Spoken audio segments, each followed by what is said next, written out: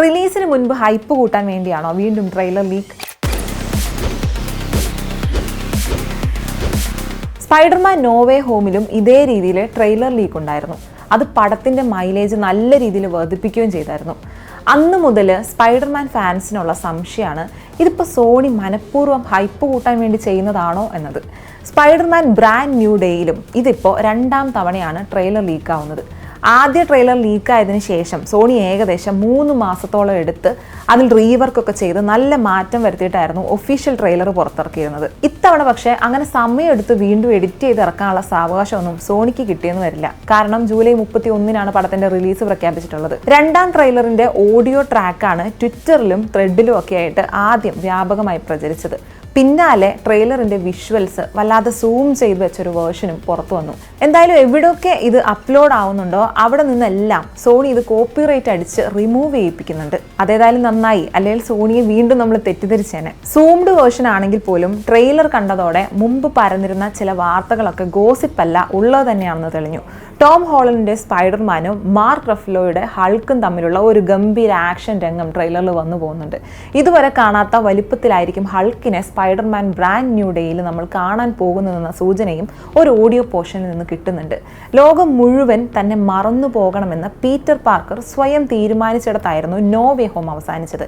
MJയും നെഡും അടക്കമുള്ള തനിക്ക് ഏറ്റവും പ്രിയപ്പെട്ട ആളുകളുടെ ഓർമ്മയിൽ നിന്ന് പോലും ഇല്ലാതായി. അതിന് 4 വർഷങ്ങൾക്ക് ശേഷമാണ് ഇപ്പോൾ ബ്രാൻഡ് ന്യൂ ഡേയുടെ കഥ നടക്കുന്നത്. ഇപ്പോൾ ന്യൂയോർക്കിലെ ഒരു സാധാരണ അപ്പാർട്ട്മെൻറ്റിൽ ഒറ്റയ്ക്ക് താമസിക്കുന്ന, ആരുടെയും സഹായമൊന്നുമില്ലാതെ ജീവിതം മുന്നോട്ട് കൊണ്ടുപോകുന്ന ഒരു പീറ്റർ പാർക്കറെയാണ് സിനിമ പിന്തുടരുന്നത്. മുൻപ് കണ്ട സ്പൈഡർമാനിൽ നിന്ന് തികച്ചും വ്യത്യസ്തമായ ഒരു പതിപ്പായിരിക്കും ഇത് എന്നുറപ്പാണ്. അവഞ്ചേഴ്സ് ഇല്ല, ടോണി സ്റ്റാർക്ക് ഇല്ല, സ്റ്റാർക്ക് ടെക്നോളജി ഇല്ല, ഒപ്പം നിൽക്കുന്ന കൂട്ടുകാരും ഇല്ല. നഗരത്തിന്റെ ചെറിയ ഇടവഴികളിലും കുറ്റകൃത്യങ്ങൾ നിറഞ്ഞ തെരുവുകളിലും ജീവിക്കുന്ന ഒരു സ്ട്രീറ്റ് ലെവൽ സ്പൈഡർമാൻ. അതുകൊണ്ട് തന്നെ സിനിമയുടെ ടോണും ചിലപ്പോൾ മാറിയേക്കാം. സ്പൈഡർമാൻ സീരീസിലേക്ക് വെനത്തിനെ കൊണ്ടുവരാൻ അവർ നോക്കി, പക്ഷെ അത് നടന്നില്ല. ഇത്തവണ പണിഷറും സ്കോർപ്പിയനും ഡെയർ ഡെവിളും ടോം സ്റ്റോണും തുടങ്ങി പുതിയ കഥാപാത്രങ്ങൾ ചിത്രത്തിന്റെ ഭാഗമാകുന്നു എന്നാണ് റിപ്പോർട്ടുകളുള്ളത്.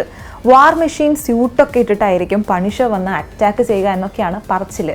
ഇത്തരം വലിയ കൊളാബുകളും പ്രേക്ഷകർ 4ാം ഭാഗത്തിലായി പ്രതീക്ഷിച്ചിരിക്കുകയാണ്. മറ്റൊരു വലിയ സർപ്രൈസ് പീറ്ററുടെ ശരീരത്തിൽ സംഭവിക്കുന്ന മാറ്റങ്ങളാണ്. 90കളിലെ പ്രശസ്തമായ മാൻ സ്പൈഡർ കോമിക് ആർക്ക് സിനിമയ്ക്ക് വലിയ പ്രചോദനമായിട്ടുണ്ടെന്നാണ് റിപ്പോർട്ടുകൾ. ചില ഘട്ടങ്ങളിൽ തന്റെ ശക്തിയിൽ നിയന്ത്രണം വിട്ടുപോകുന്ന, ശരീരത്തിൽ അപകടകരമായ മാറ്റങ്ങൾ സംഭവിക്കുകയും ചെയ്യുന്ന ഒരു പീറ്റർ പാർക്കറെയായിരിക്കും സിനിമയിൽ നമുക്ക് കാണാനാവുക. സ്വന്തം ശരീരത്തോട് പോലും പോരാടേണ്ടി വരുന്ന ഒരവസ്ഥ.